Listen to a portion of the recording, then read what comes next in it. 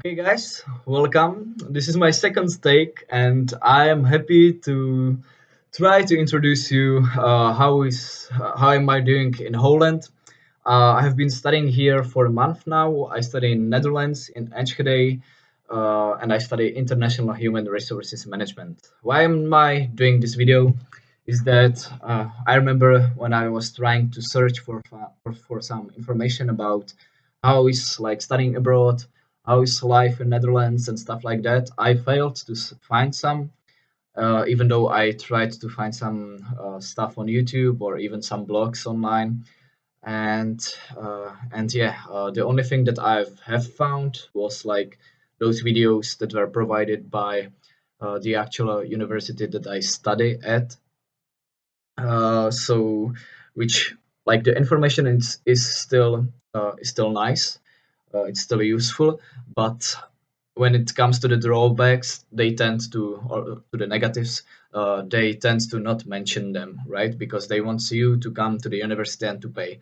So that's why I've decided to start doing these videos, because I want to share, to help you guys with your decision, what I find positive, negative, what I find difficult or easy or similar to Czech Republic when I was raised in. So yeah, I'll probably start right ahead. I have no structure because that it is like the first video on this channel. But yeah, what I've found like super depressing, hard, difficult, and something that I wasn't prepared two is the weather. Like here in Netherlands, it's cloudy all the time. It's raining all the time. So be prepared. I actually know I have some Spanish friends here, and they actually say that they literally feel very tired and depressed because they are used to like sunny weather all the time. It was not that harsh for me as I'm from Czech Republic, but I still feel it. It's still very depressing. If I can, maybe I can actually like show you the weather outside that is now. I'm not sure if you are going to see it, but it's like cloudy. There's actually like nothing to see. And yeah, for example, I play football quite a lot, and here we play always in when it's raining. So it's like, you can find it actually quite difficult. Another thing that I have found quite interesting, because of course, what it's probably the most useful info you are looking for is how are the actual studies here. So as I said, I have been studying here for a month now, and what is true, or what I've looked up before, and it is actually true, is the approach of the teachers. The teachers here, they are like very friendly, very nice. And as I study at University of Applied Sciences, I actually have like smaller classes. In my class, in class B of International Human Resource Management, there are like 14 people, but we have some classes all together with class A, so we are like maybe 30, yes, 30 in total, which is still pretty small though, because for example, there is also University of 20 here in Enschede, and they have like maybe 60, 70, or 90 people in there, which is which some of you may prefer. I don't prefer that, because yeah, because the environment in the class is like very like relaxed and open-minded, and they are actually like the teacher is actually explaining stuff, and when you have a question, you have your space to ask for the question, and there is a lot of space for discussions, and you really feel involved in the class, which is really nice. uh, because in the Czech Republic, for example, when you were like learning stuff, it was like huge overload of information, and you just remembered that for an exam and then forgot it. It was just like, yeah, just like that. So here they actually care more if you understand it, which I find very nice. Uh, okay, some drawback about the studying here is that there is like a lot of like there is overload of tasks that you have to like accomplish at home by yourself, which I find very difficult because in Czech Republic I didn't study basically at all, and I remembered most of the information in the classes. Here I still remember all of the information in the classes, but they, for example, in the exams, they might be some stuff that are in our books and that weren't mentioned in the class, which I find very difficult because I actually have to read them in the view of passing the exam. But yeah, I when I come home, I'm just like, I don't know, I do stuff on YouTube, watch I don't know, Game of Thrones, How I Met Your Mother, Rick and Morty, whatever, and they play football and then go for a beer and then I sleep and I go again to the school, you know? So it's actually quite difficult for me to read the books and also to complete the assignments. We have quite a lot of assignments. So yeah, that's it. To sum it up, like there is a lot of work that you will have to do alone by yourself. So if you are more like yeah, not that productive when you are alone, you may reconsider your options. Uh, yes, when it comes to working here, because I know that this is a huge topic as well, is that uh, it is said that it's very hard for you to find a job here when you don't speak Dutch language, which makes sense, of course. In Czech Republic, if you didn't speak Czech and you would speak only English, like you, it would be very difficult.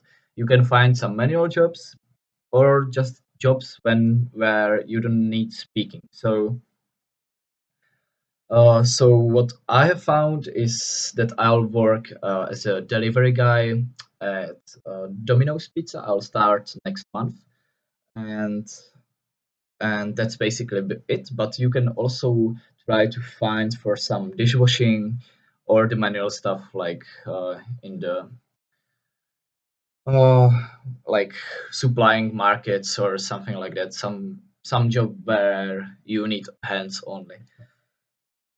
Uh, yes, I wanted to say something, but I forgot it. Uh, yeah. Yes. Okay. It's back. The fact that Dutch people speak English very good, they have like very high level, is true as well. Which basically means that you don't have to learn Dutch at all. There is absolutely no need because everyone, when you ask, "Oh, could you speak in English?" they will like switch immediately, and it's not a problem. Although there are still cases when they don't speak very good, but as I said, like most of them speak like way more than decent. Like I would say B2 to C1 level for sure. And according to Cambridge, uh, so yes, so it might be actually like difficult for you to have this like enthusiasm for starting to learn Dutch, but I would really advise it because um, it is okay. On one hand, it is very polite because at least you can say, "Hello, my name is Vojta. I don't speak Dutch. Please, could you switch to English?" And you can say this in Dutch, which is way more polite when you just go into the shop and say English, right? So yeah, that's it. And secondly, it might actually help you to find a job for sure. I was quite lucky actually of getting that job in at the delivery because I don't speak a word Dutch. Uh, I will I will take classes though next month. I will start taking Dutch classes, but uh, yeah, I would advise you to at least learn the basics. Like yeah, another thing, if you know, by the way, if you know German and both German and English, it will be probably very easy for you to learn Dutch because it's very similar. Um all right. So another thing that I wanted to talk about is housing. I actually came here without having a place to stay, which was quite funny because I arrived here by BlaBlaCar, and we arrived way earlier than I thought that we will. We arrived around 5 a.m. or something. It was like a 10 hours long ride or drive, 10 hours long trip, way, or whatever. And yeah, so I arrived here. It was night or way early morning, and it was cold. And I slept in the street in front of my university building for 3 hours or something until they opened. And then I asked there for student housing provided by university, and I have this now. I pay around 320 euros, which is like uh, which is quite cheap here in Netherlands. Most of the prices are around, I would say, 400. Like if you made an approximate price, it would be probably 400. You can get something. For example, my Czech friend, or not really friend, but I know her, is she's paying, I think 230 or something, which is super good. It's probably the cheapest you can get here, and all inclusive. and and yeah, but she was like very lucky. A lot of people here, they pay, for example, 600, and which is really crazy. But yeah, so what I wanted to say by this is that you should look up for the house as early as possible. I would advise you to do it in February or something, because if you start in June, you won't find big a house unless you have some contacts here, or in the place that you want to go. Well, for example, in Enchede, the housing situation is like very terrible, and it's already October, and still, if someone posts on like Facebook sites, on those online sites, if someone posts, yeah, I have a spare room, the rent is 450, all inclusive, like there, it's out the next day, basically. So I would really advise you, the best thing you can do is find three more people who will go to Enschede, or not to Enschede, to some city that you will go as well, and just to rent a house or an apartment all together, and share the expenses.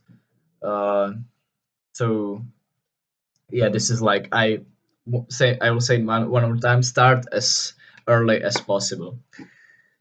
And uh, yeah, I think that I've covered some things. Uh, it's yeah. For example, the house that I live in now, it's like quite dirty, but it's, as I said, it's cheaper, and I'm lucky to have at least something.